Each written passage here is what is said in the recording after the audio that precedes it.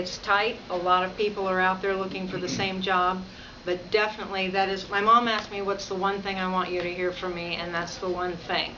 Don't let anybody tell you that you can't go from a journalist to a PIO or a PR person. Well, we understand deadlines, and we understand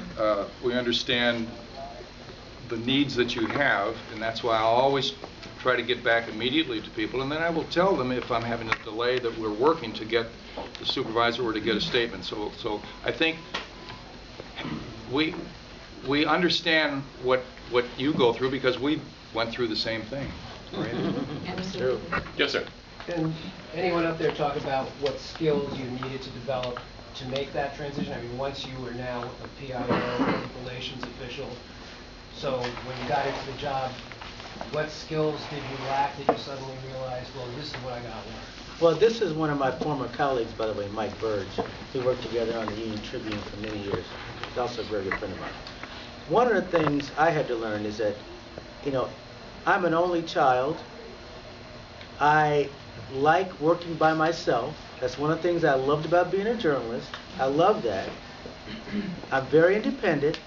And one of the things I had to learn when I went into an institution and became the spokesperson for that institution is how much I have to collaborate with everyone before I open my mouth to say anything to the media. And that was a hard thing for me to learn. Okay, I've got a couple bosses. I have to, I mean, I can answer the question. Most fact-based questions, I have no problem with them. It's either 234,000 tons of something or it's 75,000 tons of something. Okay, that I can do.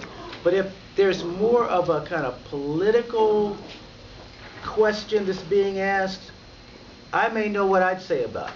But I have to make sure, because this is my organization, that I let people see what I'm going to say before I let it go. I don't have a problem because nobody's, putting any inaccuracies into my statement. But they will say, you need to think about this aspect that maybe you didn't think about before.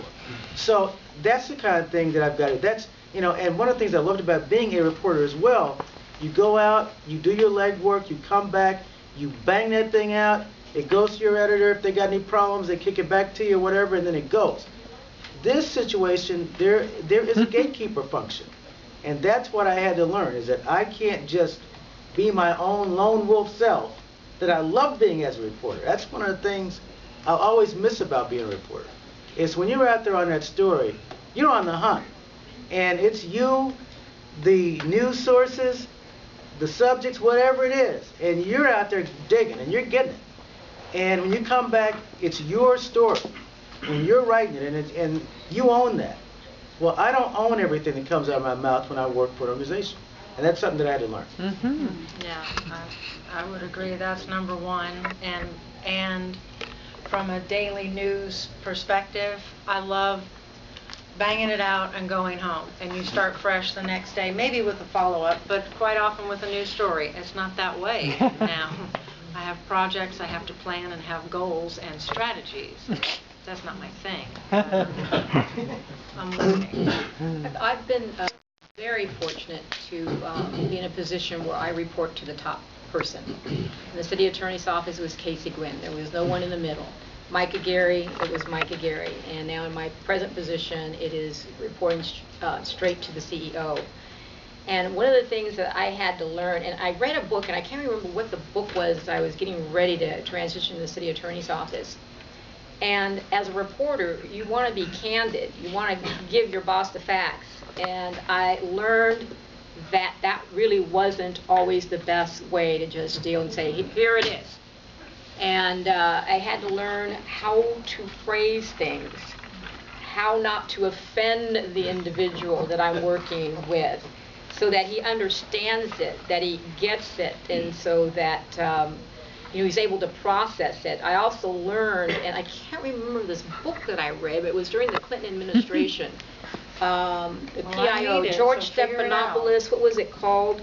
And he talks about mistakes that he made transitioning, as the spokesperson to Clinton, and that he made mistakes like, the CEO or an elected official will have a very inner circle. everybody does, in corporations, the executive team. And just because the executive team is there and you're all sharing ideas or whatever, it's sometimes not appropriate to be very candid at that moment.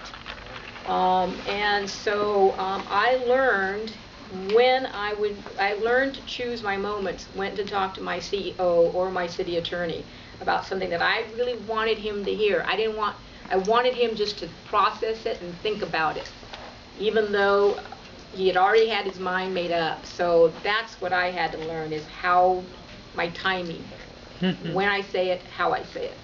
You also have to understand the structure of the organization that you're with.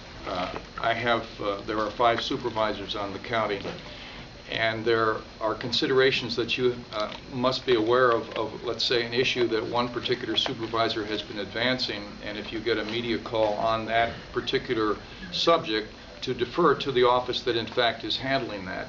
And this makes for good relations. You also have to always be mindful, and I had to do this in television news, and Bobby, you know this, that the smallest story that you go out on and that you just take for granted can sometimes backfire on you legally and all of that. And the same is true in government and politics and all of that, is that you have to be very careful by saying something that can in fact blow up. You also have to understand that I am not the supervisor. I don't make policy.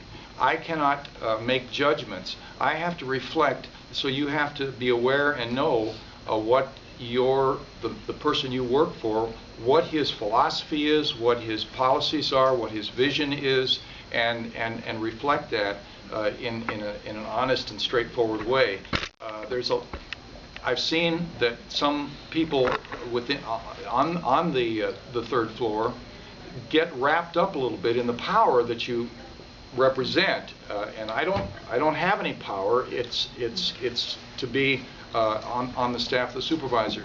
The chief of staff, again, this is something that any of you that you get into, the structure of that organization.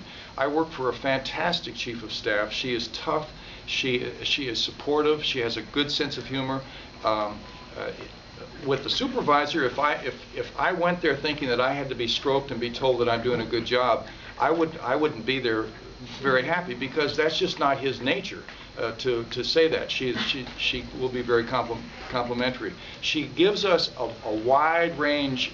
She doesn't micromanage, and man, that is so important to be in a structure that is not micromanaged. So you have to understand the structure that you're with whether it's the city council or the board of supervisors, when you have a number of people who have so-called equal footing in the organization.